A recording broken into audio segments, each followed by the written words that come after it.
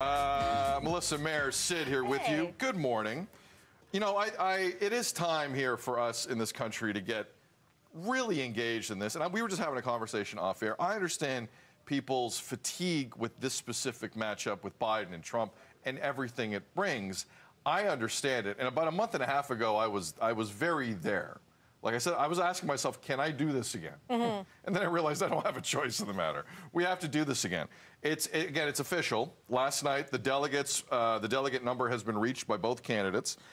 Joe Biden and Donald Trump will do the dance again. For the first time in nearly 70 years, we're going to have a rematch in a U.S. presidential election.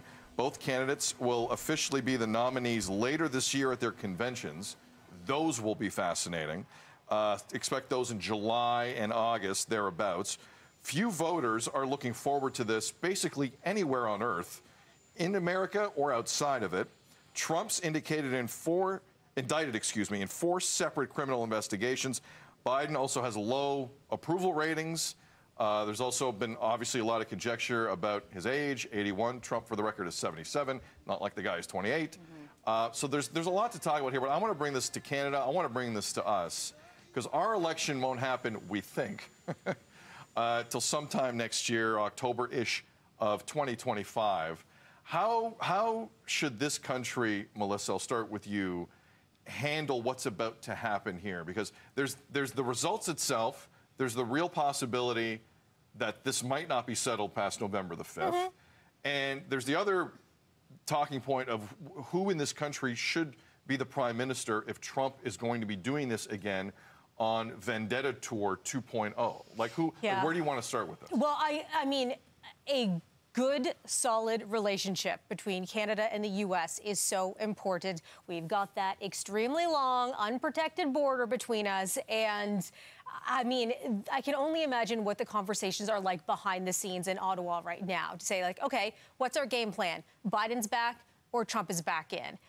Two very different people with two very different administrations, and their game plan really has to adjust to both of those scenarios. You know, I was also thinking, you said it was 70 years since we've had a rematch like this, and like, the only two people who remember it are Biden and Trump. Yeah. Dwight Eisenhower, Adlai Stevenson. It was long. Yeah, they were both 8 years old then, or something like that. Yeah. And like looking ahead to November 5th, like they have months of campaigning, and Biden, meanwhile, is still president. Trump, meanwhile, has all of these court cases he's involved in. But like the energy that they are able, I know the energy is a word we throw around a lot when talking about these guys, thanks to Trump, but like the energy that they have to be able to withstand this road ahead. I mean, tell me what their secret is, because I would like some of that. Ego.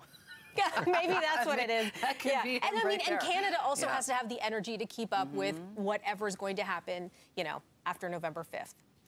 I just think it's important to remember, too, that though we, you know, are so entrenched in each other's, you know, cultural systems and even political systems, we have to remember that we are a separate country, and that what is happening there does not necessarily dictate what's happening here. And I think sometimes we blur those lines. I think sometimes, you know, even in my own home, the kids maybe know more about U.S. politics than they do Canada. That's so true, yeah. And so I think it's really important. We stand for some really specific things in this country. And I think we need to hold those dear and not just amalgamate everything we're doing with what they're doing. Because there's also a tone that's going to happen with this presidential race, which I do not like.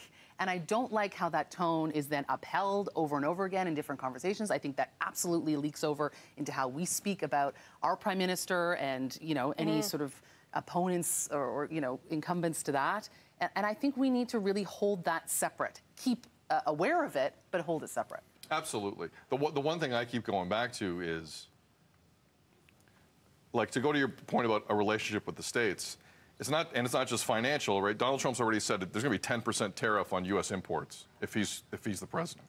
If you're not paying your grade with NATO for defense spending, you're on your own. That's a direct quote. We also are in a country right now where we had 2 weather balloons come into our space not that long ago, and we needed American fighters to come in. There is chaos in Haiti right now, and there's a lot of people in this country who have a lot of family down there, specifically around Montreal. And we've been asked to kind of be the point country on trying to rein in the situation, and we basically said to everyone, we can't do it. We don't spend enough on defense. We can't go down there. We need the states in every possible way. And if Donald Trump's president again, I don't know if this federal government right now can handle it.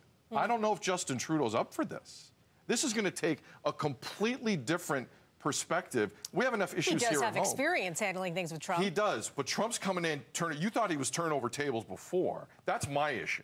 He's going to come in way more emboldened than he was. And I don't know if Justin Trudeau's the person that can bridge that gap. We need this relationship in every possible way. We'll see how it plays out. Look, could be Biden, and Biden's a protectionist too. We have issues with Biden, but I do, as a voter in this country, think about that. And we'll see next year when we go into that election how this plays out. What happens this November will affect next October in this country. Don't tell me it won't. We'll see how it goes. We won't do this every day, I promise. But today's kind of an important day. Today we're setting the table. It's one of the biggest stories of the year, maybe the biggest. Let us know what you think. Feedback at breakfasttelevision.ca. Melissa Duggan's got another news update coming up. Also coming up, are you working from home and feeling disconnected from the office? Ergo, other career opportunities in said office? We've got a career expert here to help you navigate the new world of remote work and try and navigate what you might be missing working at home. More BT coming up.